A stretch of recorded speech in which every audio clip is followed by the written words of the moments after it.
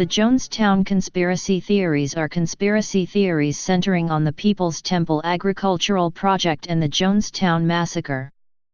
Many proponents of such conspiracy theories contend that outside forces were involved in what occurred at the commune, including the massacre.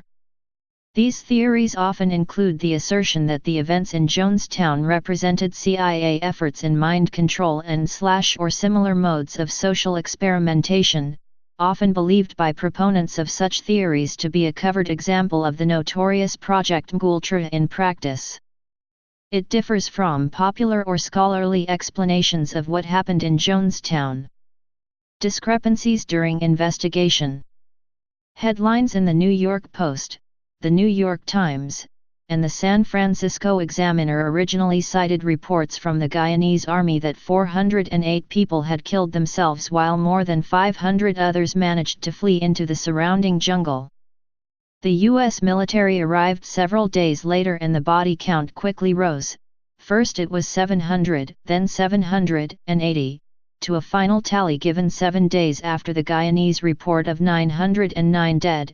4 followers dead at the temple offices in the capital of Georgetown, and 5 members of Representative Leo Ryan's delegation, including the congressman himself, murdered at the Port Kaituma airstrip. Only 167 Jonestown inhabitants were reported to have survived. In explaining the discrepancies, one U.S. official said the Guyanese couldn't count while another said that the 400 corpses initially found had just been stacked in such a way that they hid more than 500 more. The dead littered the compound, with piles of bodies decomposing atop one another near the pavilion, and corpses in other buildings or far-flung positions were not readily apparent. While the total number of settlers living in Jonestown at the time of the massacre has never been properly verified, based on the population estimates there could be anywhere between 20 and 120 followers not accounted for. Conspiracy theorists and at least one congressional aide claimed these people formed the so-called Red Brigade, which was armed guards, or perhaps brainwashed assassins, who carried out the attack at the airport as well as providing more typical duties maintaining security along the roads and around the compound. According to the New York Times, the first trained medical official on the scene was the Guyanese coroner Dr. Leslie C. Mutu. He and his assistants examined over 100 of the bodies during a 32-hour period and found that the adults had all been injected with cyanide in places which they could not have reached without assistance, such as between the shoulder blades, and that many of them had also been shot. Charles Huff, one of the first U.S. soldiers on the scene, also reported having seen many gunshot victims, as well as other victims who had been shot with a crossbow, all of whom appeared to have been attempting to flee. Mutu also felt that the children were incapable of consenting to suicide.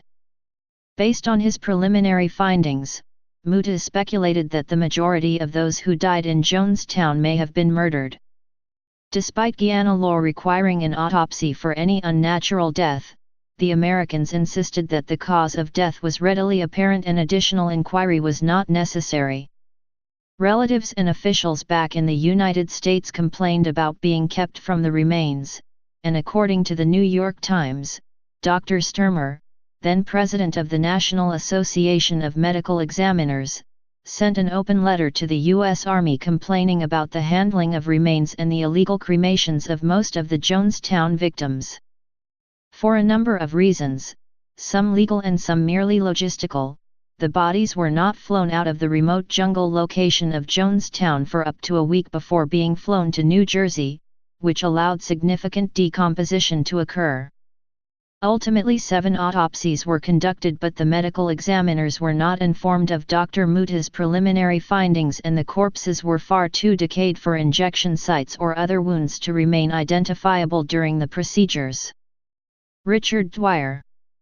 Despite the growing allegations of misconduct against the People's Temple in the U.S., the move to Jonestown was given the full support of the American Embassy in Guyana. Some claim their cooperation was facilitated by Larry Layton's brother-in-law, as well as people including Walter Mondale, Rosa Lynn Carter, and George Moscone.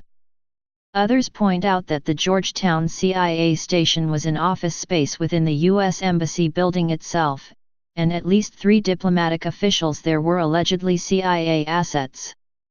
Richard Dwyer, whose name was listed in Who's Who in the CIA, was Deputy Chief of Mission of the U.S. Embassy to Guyana at the time. There exists a strong likelihood that Ryan would not have been at the airstrip during the attack without direct intervention by Dwyer. Ryan had intended to remain at the Jonestown compound to continue interviewing families while those wishing to return to the United States were taken to the airstrip, but as the dump truck was leaving, Ryan was attacked by People's Temple follower and alleged Red Brigade member Don Sly, also known as Ujra. Ujra wielded only a knife and the attack was quickly ended. Ryan was cut in the attack and decided to board the dump truck headed to the airstrip. Already on the dump truck was Larry Layton, who, despite warnings by the defectors that Layton was a strong supporter of Jim Jones, had been allowed to join the group at the last minute. Layton participated in the attacks on the Ryan delegation, ultimately serving nearly 20 years in prison after being disarmed and failing to kill his targets on the Cessna, becoming the only People's Temple follower to face criminal charges for these events. On September 27, 1980, a column by investigative reporter Jack Anderson was published under the title "CIA Involved in Jonestown Massacre." According to Anderson, Dwyer and Jones had ties to the CIA, with Dwyer's ties dating to at least 1959. When quizzed directly about this alleged CIA involvement, Dwyer responded no comment. At one point on the sound recording made during the mass suicide, Jones' own voice commands, "Take Dwyer on down to the East House," and a short time later, Jones says, "Get Dwyer out of here before something happens to him." However, rather than being in Jonestown, numerous witnesses, including reporters for the Washington Post and San Francisco Chronicle, saw Dwyer miles away at the Port Kaituma airstrip. Dwyer arrived there with some local constables just before the ambush by the Jonestown Red Brigade security squad. Dwyer was also shot in the buttocks during the Red Brigade's ambush at that location.